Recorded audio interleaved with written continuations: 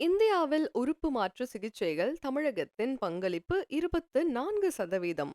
நாடு முழுவதும் 36 மாநிலங்களில் கடந்த ஆண்டு மேற்கொள்ளப்பட்ட உறுப்பு மாற்று சிகிச்சைகளில் நான்கில் ஒரு பங்கு தமிழகத்தில் மேற்கொள்ளப்பட்டிருப்பதாக மத்திய அரசின் தரவுகளிலிருந்து தெரியவந்துள்ளது.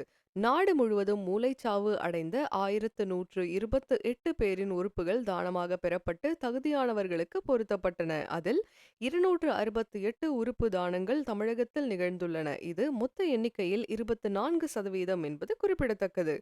டெல்லியில் கூட 40 உடல் உறுப்பு தானங்கள் தான் அளிக்கப்பட்டதாக தரவுகள் தெரிவிக்கின்றன.